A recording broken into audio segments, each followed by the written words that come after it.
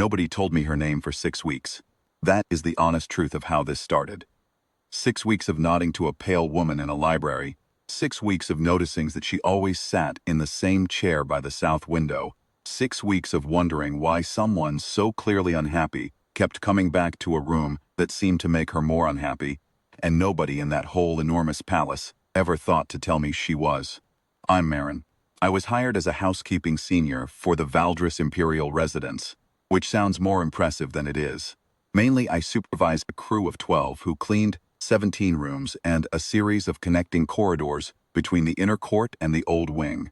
I'd done palace work before, on 2 other worlds, and I knew the rhythms of it. Head down, cart squeaking, invisible as furniture. The library was my last room on Tuesdays and Thursdays. Big space, 3 stories of shelving cut right into the stone, a row of deep-set windows along the south wall, and that particular smell all old libraries have, which I think is just slowly expiring paper doing its best. I liked it in there. It was quiet after the dinner hour, and my feet hurt by then. And there was a low bench near the shelving cart's usual parking spot, where I could rest a moment before the walk back to staff quarters. She was always in the chair by the south window, every Tuesday, every Thursday. Sometimes other evenings too, when I was pulling a cover shift. The Valdris court was full of pale aristocracy, ice-white skin, faint blue-gray, silver at the temples, eyes with that inner luminosity like a lamp left on in a closed room. She was like that. Slight build, white silver hair braided back with none of the court ornamentation the others wore. Plain gray overrobe, book always open, never reading it. About 3 weeks in, I noticed the not reading. I was working the upper shelving panels, and I glanced over and her eyes were aimed at the window, not the page. The city lights of Valdris Prime made pale blue lines on the glass. She looked like someone waiting for a train that stopped running years ago.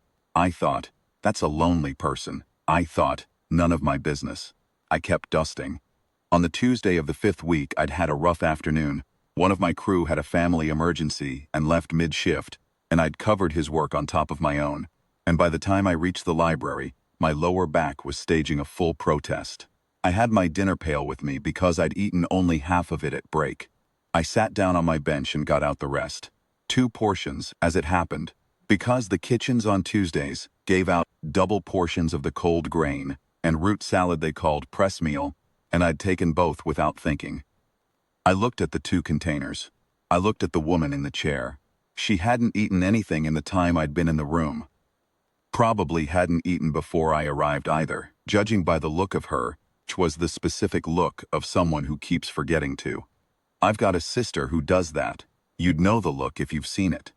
I said, out loud across the room. Do you want some of this? They gave me twice as much as I need and it'll only sit.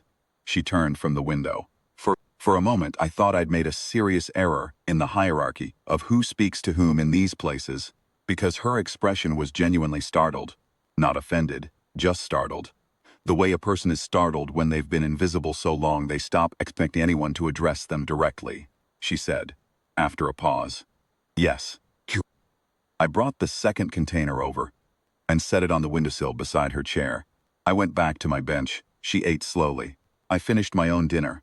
We didn't talk. It wasn't uncomfortable. It was just 2 people in a library at the end of a long day, eating press meal by lamplight, with the city lights coming through the glass. I came back Thursday, and the following Tuesday.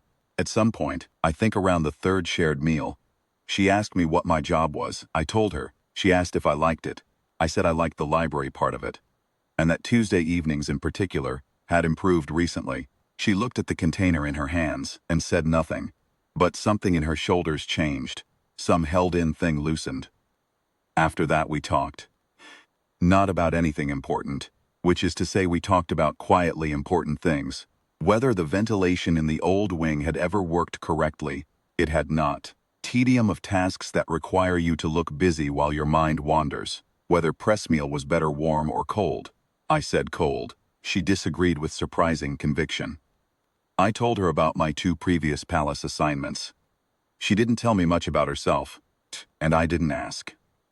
You learn in this work that some people in big buildings are there because they have no options, and some because they've run out of somewhere else to be. And either way, they don't need you prying at it. told her once about my sister, the one who forgets to eat. I said I'd gotten used to watching for that look in people, the look of someone running on nothing, because it worried me when my sister had it. She was quiet for a while after that. Then she said, "You look at people carefully." I said, "I'd never thought of it as careful. I thought of it as just paying attention," she said softly. "Most people don't." I remember I said something like, "Well, there's always food in the pail on Tuesdays and Thursdays if you want it." And she said she knew, and thank you. And that was that. The coronation announcement went up in the 4th month of my contract. My supervisor, Hells, who had been with the residents for 9 years, read the announcement and went very still, then looked at me in a way I couldn't interpret. I asked what was wrong. She said nothing was wrong. She looked at me again. She said, "Marin, the chair by the south window." I said, "Yes." She said, "That's the Empress designate." I want to be precise about what I felt in that moment. It wasn't horror. It wasn't the vertiginous drop of a catastrophic error. It was something more like finishing a puzzle and discovering you'd been looking at the picture from the wrong angle the whole time and it was actually fine. There she'd been. There she'd been all along. And I'd given her press meal and complained about the ventilation and argued about temperature preferences. And apparently that had been fine because she kept coming back on Tuesdays and Thursdays for 4 months, kept my head down and did my work and tried not to think about it. The coronation was a week away. I assumed that would be the last I'd see of the library and the chair by the south window, because whatever came after a coronation, it wasn't press meal with the cleaning staff. The ceremony was enormous. My crew spent 3 days on the processional hall alone.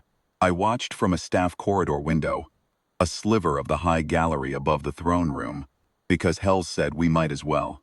I watched the new Empress walk out in full regalia, layered crystal thread, faint luminescence, a crown that looked like frozen water, 400 of the most powerful beings on 3 worlds.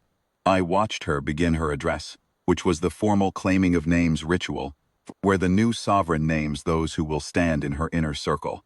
I watched her name a general, 2 high counselors, a judicial officer, and then I watched her say, clearly enough that my implant caught it without any trouble at all, "Marin of the housekeeping staff, senior grade," who sat down beside me when no one else did. There was a silence in that throne room that I could feel through the stone wall between us. I felt Hells looking at me.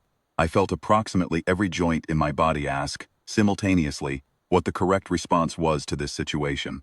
I thought, I hope there's something left in the kitchens.